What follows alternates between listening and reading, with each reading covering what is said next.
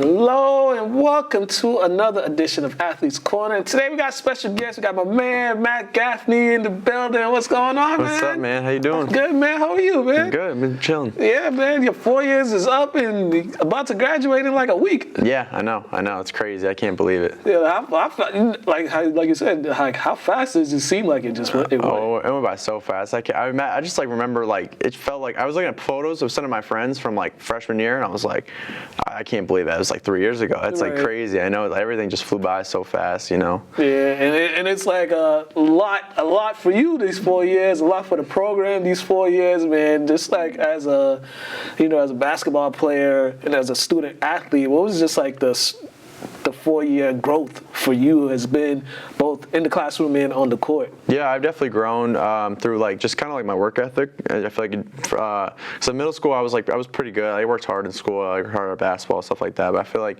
throughout high school I really kind of developed like a good like routine of like working hard and like make sure I get workouts in, make sure I do all my homework, like studying, stuff like that. So I feel like that's how I feel like I've grown a lot through like my time management stuff. Right. And you know, like obviously like I'm the best basketball player I've been throughout my life. I'm the best student I've been throughout my life. So I've definitely grown a lot through the last 4 years, academically and physically. Right. And then in the span too, you played a lot of basketball. Yeah, I know. Right? Like, you know, from AAU to the season. Yeah. And all that. And then you guys have the open runs during the morning too. How did that help you too? Just as you got better and better every year, just the amount of basketball that you played during this time of your life? Yeah, it helps a lot, you know, because like when you play every day, like obviously if you do something every day, you're gonna get better at it. So I feel like if you're playing every day, you're working out every day, you're playing against good people every day, like you're always gonna get better. And I feel like the runs and like just playing AAU, just like it just like builds your like competitive like spirit. And I feel like that's what I feel like I've grown a lot through that. And you know, the basketball, I mean, after a while though, your knees get tired. You know, like, if you play a lot, you get a little tired. But it's overall, it's really good. It's fun too, you know. Basketball's a great game. I love it. Yeah, definitely. You know, when you first got into Malden Catholic, you know, your freshman year, they just coming off pretty much a successful little mini season, right? Mm-hmm. You know, they win the conference tournament title, right? So now you guys are coming in, and then Coach Walsh, he knew how good you guys could be your freshman year, but he was like, he didn't know how. To what extent, how good you guys could be, and then you guys got the state title, right? So, like, how would you coming in, and then you seeing the older guys and how they work, and like how they're bringing the program to new heights, right? What were some of your takeaways from that freshman year and seeing some of those upperclassmen? Definitely just like the overall talent. Like I feel like watching them and playing with them actually kind of gave me confidence because I could play with good players like that. And you know, like people like Tony and Casey, Nick Martinez, Jamari, like they all like worked hard. Will Martinez, like people like that, like they don't get credit for it. They really worked hard, and I feel like they kind of gave me confidence into the player I am right now because they were good and I was competing with them at a young age. And I feel like the player I am right now is because of people like that and competing every day in the gym against like big, strong, athletic, good basketball players. And I feel like they helped a lot in just like kind of pushing me to be a better player and wanting me to be at their level. Right, and you also got the perspective. You kind of had played every different aspects of a basketball team, from coming off the bench to like being starting but not being the main focus, then being the main focus and stuff like that, right? Yeah. How do those like three different aspects?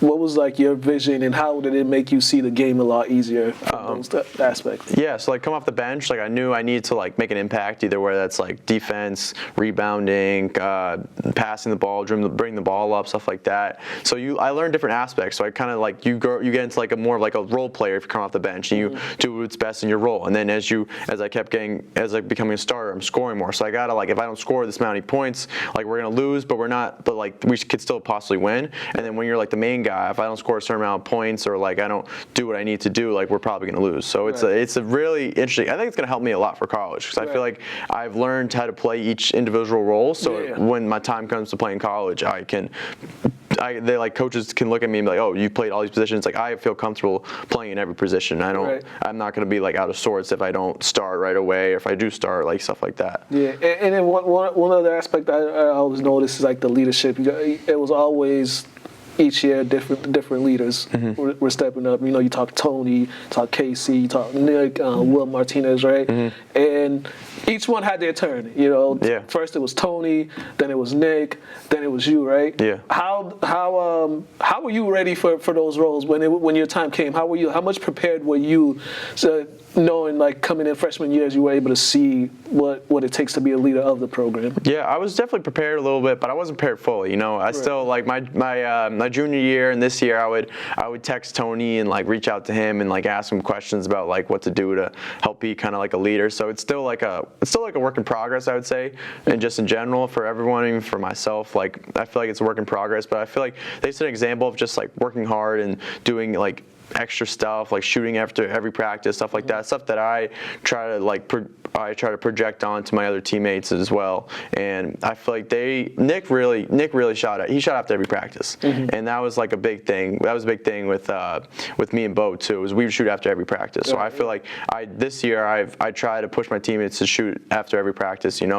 Just trying to lead by example. That's kind of what Nick and Tony did. Yeah, shout out to Bo. You and him had a really good rapport with each other on the court. Right? Yeah. And, where did that come from? Was that just from the practices, or from just working out together or stuff like that? Yeah, I mean, me and Bo literally played. I think from my freshman year all the way to our junior year, we literally played probably over 200 games together because we played AU and we played practice together and we did MC together, and also we're really good friends. So I feel like that was a big part.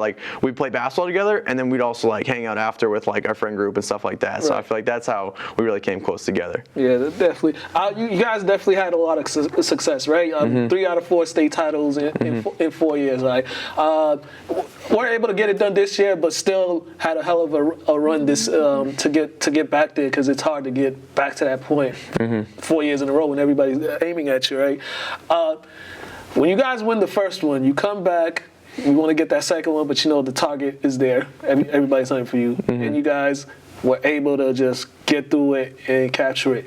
That third year, though, now the target is even bigger. It was the hardest one, Right. Yeah. So, how were you guys just able to overcome? Because that year too, there was a lot of injuries on the team during that point of the season, and I think towards the end of the season, everybody started getting healthy. But that third year, how were you guys just able to overcome so much adversity to be able to get the 3 in a row? Yeah, I mean, like you said, we had a lot of injuries. I was injured the beginning of the year, so I missed the first 2 games, and then I was trying to get myself back into playing shape and stuff, because it was a foot injury, so I was out of shape, to be honest. I wasn't the peak condition, and we just really, it was a weird year because we had a lot of tweener players, so we had a lot of guys. We didn't really have a rotation, so we didn't have a set starting 5. Our starting 5 changed a lot throughout the year, kind of like this year a little bit was like that too, but I think that year was just. We just overcame it, because we were just gritty. We really were. We won games not really on shot making or talent. We really won games on just being smart, playing good defense, being tougher than a lot of teams. And I feel and then in the last game, it was kind of funny because we were way tougher than them, but we also hit a lot of shots. So it kind of what our weakness became our strength in the final game, which was I thought it was really funny against Sharon. And then. In that run too, you guys had to win games on defense too. You got to get stops and stuff. People always focus on the offensive firepower that you guys had, but then there was a lot of times where the defense won you guys plenty of games, right? Yeah. Well, how were you guys so connected defensively? I think that a lot of it goes to just guys were another year older. So Bo was a senior, Masai was a senior, Ben was a junior, I was a junior. So we all played and we all knew kind of the help defense and everything. So we could kind of project it onto all the younger guys and guys who haven't played before. Also, it's kind of funny that year because I forget who I was talking about this with, but I was talking to one of the parents and they were saying we couldn't score, but every game was always it was rock fights. So it was if we didn't score, we would still defend. So we could still we played St. Joe's and Montvale in New Jersey, and they're really a good team. They were one of the better teams in New Jersey, and we couldn't score. We ended the game with 40 something points, but we only held them to 45 points. So it was we lost, but it was a 3-point loss, and we played really good defensively. So we knew we could always defend because we just were long, we're athletic, stuff like that. And throughout the year, it's just the defense wears teams down and stuff like that. And it was always kind of like next man up too in those instances, because there was moments too where it'd be somebody that wasn't you or Bo, or somebody else would come up big and give you guys some type of boost, right? How key is that in the championship run, to have that one player that's not on the scouting report? Yeah, you do. You need it every year. Every year, like we had Drexler Pierre my junior year. We had Ethan Tracy my sophomore year. And then my freshman year, we didn't really need a piece like that. But it was always like, because teams will prepare for your top 3 guys usually. Right. And then say, we're going to do this to this person, we're going to do this to this person, we're going to do this to this person. So then it's really like the 4th or 5th guy that they're like, all right, if he scores, then we're in big trouble. So that's like a big difference. Like, oh, like if this person scores, that really helps us a lot and it hurts them a lot. Right. So you need it to win a championship. You really do. Yeah, definitely. And it seemed like the young guys that come into the program that don't really start getting minutes early on, it seemed like you could see during the season whatever progress they've made during practice, or if they're between JV and varsity and they get those whatever varsity moment they get, it seems like they always seize that moment and kind of make it a way where they don't go back to JV, right? Yeah, for sure. Like a lot of guys are like, they come in, they're not really sure if they're going to play or not, and they're like a tweener. But then if you just keep like trusting in the system, kind of trusting in like yourself and like trusting the coaching staff, like you're going to play eventually. Because like there's a lot of guys, if we don't have a set rotation, like there's a lot of open spots. Right. So yeah. This year didn't end the way you guys wanted to, but it was still a lot of accomplishments during the season, right? We get to the state title game. You guys coming off the win in the semifinals game, which came down to the wire. Yeah. Right. And now you playing the team that you played last year, which also came down to the wire. From watching that game, it seemed like their defensive strategy was make sure Matt doesn't get any type of good look at the basket, right? I think they played a diamond and 2 on you. Diamond and 1. Yeah, a diamond and 1 on you, right? Have you seen that defense before? Or resemblance of that defense before? We did against St. John's Prep like early in the year, and we didn't really do that well against them. We actually only scored like 8 points. We were losing the first quarter, losing like 8-10 the first quarter. So we have struggled before. So I don't know if they saw that on like a scouting or thing, but they also did it to other teams throughout the year. No. We knew it was coming. We just didn't really do. I just don't think we did a good job just being ready for the moment. I think like throughout the beginning of the game, like earlier in the week, we just probably didn't prepare well enough for it, and on game day we just weren't ready for the moment. We were ready to hit shots or make layups, stuff like that, Because a diamond and 1, it's like you need to hit some shots to kind of like make them like adjust and swing the rocks. So like if you like hit shots in the corner and the wings, like they got to rotate. So then it opens everything up in the middle and opens everything up if you're trying to run plays for me or not.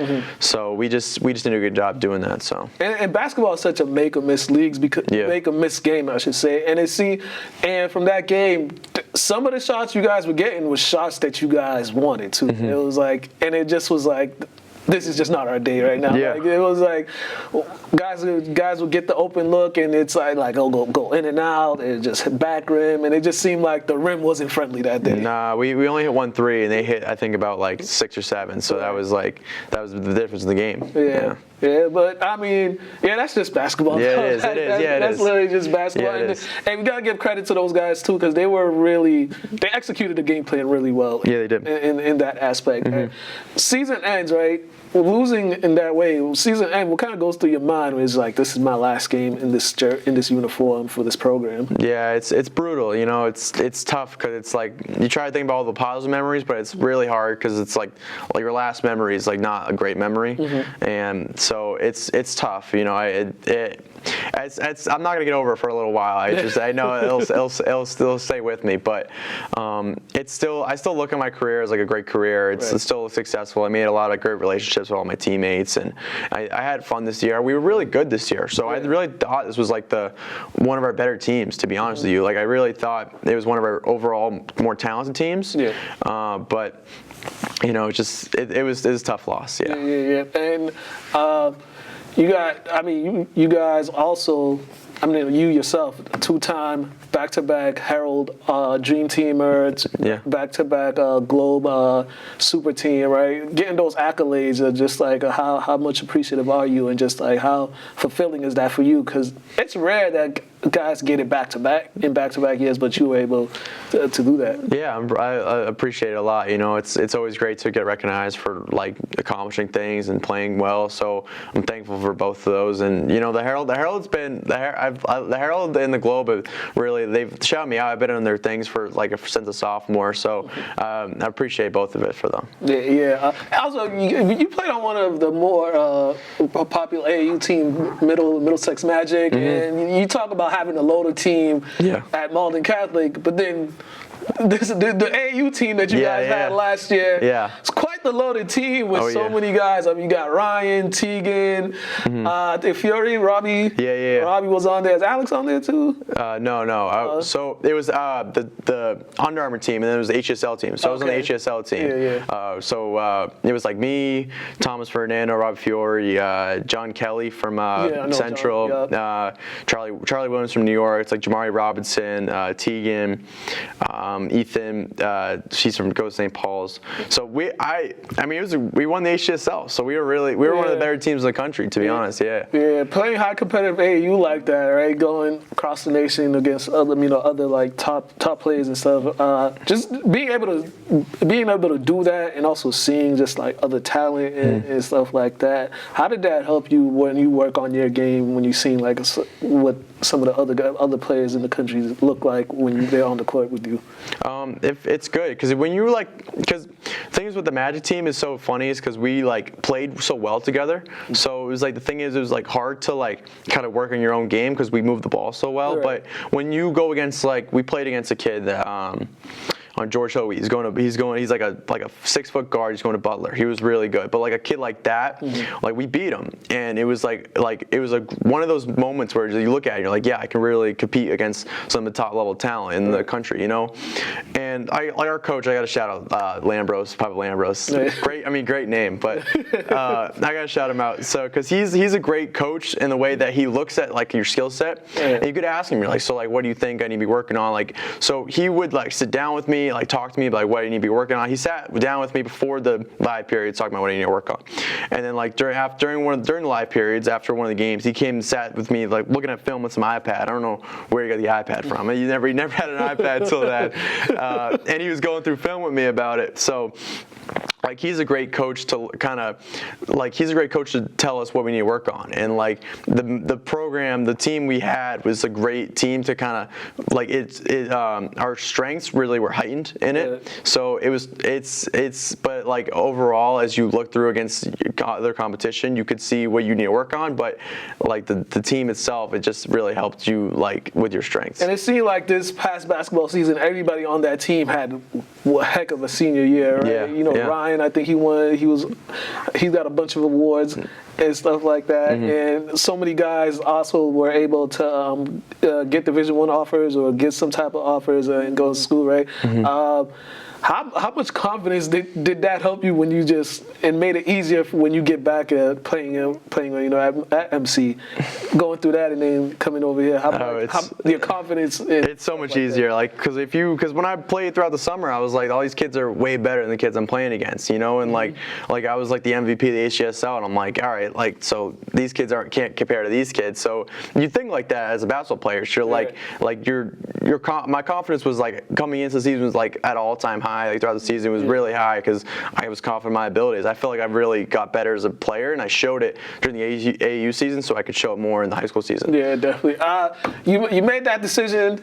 You're going to go to the Naval Academy. Yep. Were there any other programs that were almost close in getting you, or had showed interest in you coming there before you made your decision? I had an offer from Chicago State. They're in the NEC, and then I was talking to like high academic D3, so I was talking to like U Chicago, Johns Hopkins, and NYU. Okay. And then what literally came down to you choosing the Naval Academy? It's Division I, so I know I'm like a Division I player. It's always been the dream growing up, play Division I. I also thought that they liked me the most as a staff. Like throughout the process, they were really like calling me, texting me the most. Like they really cared about me. I feel like they wanted me as a player and they wanted me as a person. I feel like they just did a really good job recruiting me to the staff overall. Yeah, and I'm sure like going to the Naval Academy, it's going to be a little different as far as just preparing for a whole bunch of stuff, because you, as you said, you leave for basic training in the middle of June, and then you got to do that. Then you also got to make sure you prepare for you get your basketball stuff done, right? Did it kind of break down to you, or like how the day-to-day things will go for you? Yeah. So throughout the summer, I'll have training, and they said that like the first week you don't have any basketball. So, but then the next like couple weeks, it's like 5 weeks of basic training. So you don't have your phone, you're just doing like military stuff. So it's gonna be hard, but so like you have 2 hours a day you're gonna have your basketball. So I'll like basketball workouts and stuff. So then that'll be good. And then once the summer camp's kind of over, like we go right to school. So like the classes will be like 5 classes a day, and then like you have like your block for sports, and like basketball would be practice will be then. Okay, yeah. How excited are you for this next chapter of your life, man? I'm excited. This summer won't be as fun, but I'm excited to play basketball. I'm excited to like learn different stuff and kind of travel the world in the Navy and stuff. So. Right. It's in Annapolis, right? Mm-hmm. Yeah. It's in Annapolis. Man, hey man, it's always great to get away from home for a little bit.